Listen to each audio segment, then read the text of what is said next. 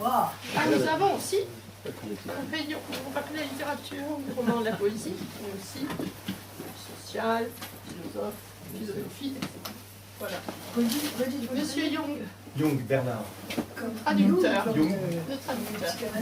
Oui, Oui, Carl mais Gustav. sans lien, mais c'est le même nom. oui. c'est le même. Donc je vous présente Monsieur Lejeune. un livre qui Dans quel s'appelle pays la démocratie? Démocratie et éthique sociale de Jane Addams avec 2 D, que je n'ai pas écrit, évidemment, je ne suis pas auteur, mais je l'ai traduit avec mon épouse, qui est sociologue. Alors je vais vous présenter cet auteur qui n'a jamais été traduit en France, mais qui est assez connu, surtout aux États-Unis, mais pas seulement. Enfin, Voilà, je vous lis une partie du 4e de couverture pour vous la présenter, et après je lirai un extrait du livre. Jane Addams, 1860-1935, joua un rôle considérable dans le Chicago du début du XXe siècle. Participant au courant pragmatiste en sciences humaines, elle travailla pendant plusieurs années avec John Dewey. Dès la fin du XIXe siècle, elle fonda la Hull House, accueillant toutes celles et tous ceux oubliés de la société en pleine mutation. Elle créa ainsi le métier de travailleur social. Féministe, elle milita pour les droits des femmes à un statut social et privé égal à celui des hommes, devant en particulier les aider à accéder à tous les degrés de l'université. Pacifiste, elle milita résolument contre toutes les guerres et pour une paix mondiale garantie par des organisations supranationales. Elle présida le Congrès international des femmes à La Haye en 1915, destiné à trouver une voie vers la paix.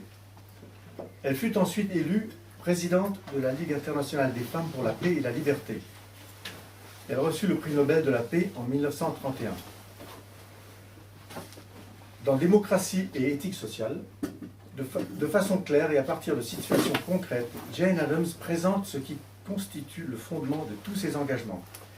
La nécessité d'une éthique de l'égalité entre tous les humains, quel que soit leur sexe ou leur couleur de peau. Pour elle, ce n'est que lorsque ce but aura été atteint, tant dans la sphère publique que dans la sphère privée, que l'on pourra parler de véritable démocratie. Voilà, alors ça c'était pour la présenter. Je vous lis un extrait du premier chapitre qui s'appelle « Vie domestique », où elle parle de la relation entre maîtresse et servante. Cette dernière relation est en train de changer, sous une pression provenant de différentes sources. Dans notre démocratie en plein développement, la notion de service personnel devient de plus en plus déplaisante, car en fait, elle entre en conflit avec la notion plus moderne de dignité personnelle. Recourir aux soins privés pour répondre aux besoins des enfants, des malades et des personnes âgées nous semble raisonnable, et la démocratie s'en accommode. Les 2 premières occupations deviennent de plus en plus des professions, et la 3e suivra sans nul doute bientôt. Mais nous trouvons plus difficile de concilier avec nos théories de la démocratie les soins personnels donnés avec du temps et de l'énergie à un adulte normal et sain par un autre adulte. Un chef d'entreprise quitte ses hommes à la porte de l'usine après une journée de travail. Chacun rentre chez soi, sachant qu'il fait ce qu'il veut, et dépense son argent comme il l'entend. Mais ce plaisir de l'égalité en dehors des heures de travail reste inconnu de la patronne d'employés de maison. Elle est obligée de vivre constamment sous le même toit que son employé, et comme elle partage nourriture et logement, elle est plus durement confrontée aux inégalités morales et sociales. La difficulté est d'autant plus flagrante alors que la nature du travail accompli par la servante devient moins indispensable, mais prend par contre beaucoup de temps.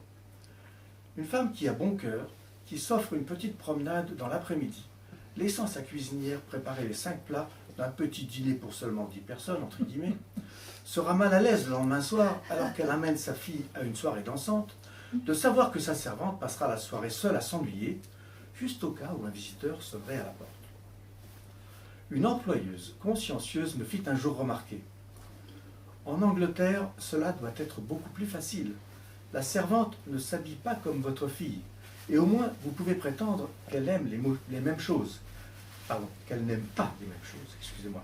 Car en fait, ma nouvelle servante est tout aussi jolie et élégante que ma fille, et l'air triste qu'elle a parfois lorsque Mary part à une de ses soirées me brise vraiment le cœur.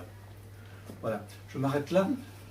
On peut se demander pourquoi on traduit en 2020 un livre qui a été publié en 1902, mais l'intérêt est double.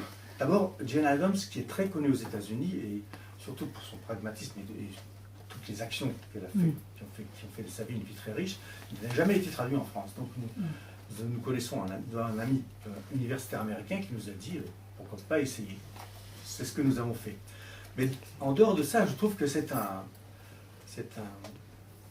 témoignage assez intéressant, parce qu'elle est à la cheval entre le 19e siècle, la charité, et puis la sociologie qui se développait, surtout dans la ville de Chicago, où l'école de sociologie de Chicago est née à la même époque, et par ailleurs Chicago a connu un afflux énorme d'immigrés venant surtout de l'Europe de l'Est, de l'Europe du Sud, et elle, Jane Addams, avec des amis, c'était surtout des femmes, avait décidé d'abord louer une maison qui s'appelait Hull House dans le cœur de Chicago, mais dans la partie de Chicago où habitaient tous les immigrés qui arrivaient. Et là, elles s'étaient donné pour mission de proposer des cours de couture, mais aussi de musique, une bibliothèque, des cours de cuisine à ces femmes qui arrivaient, qui ne parlaient pas anglais. Et avec mon épouse, on s'est plongé là-dedans. Et c'était une expérience très intéressante. Et nous sommes très contents d'avoir fini par travailler sur ce livre. Et ça, c'est raconté dans ce livre? Oui, c'est raconté. Son action. Oui, c'est ça. Là, en fait, c'est la transcription de 6 conférences qu'elle a données à la même époque dans des universités. Et elle raconte un petit peu ce qu'ils ont vécu. Et l'éditeur, L'éditeur, c'est Raison et Passion. Raison et Passion. Qui se trouve là-bas. L'éditeur de Dijon. qui c'est? Les étagères. Debout, Raison et Passion. Raison. Ah non, je crois que l'éditeur était là. Non, il voulait Non, je veux dire dire, un peu ce plus. livre, C'est sous la Raison et forme. Passion. C'est le nom de la maison d'édition. Oui. L'éditeur, c'est Voilà. Claude Gresset. Merci de m'avoir C'est le machin anglais. C'est un peu désolé. Arrête de rire. Il est sympathique, lui.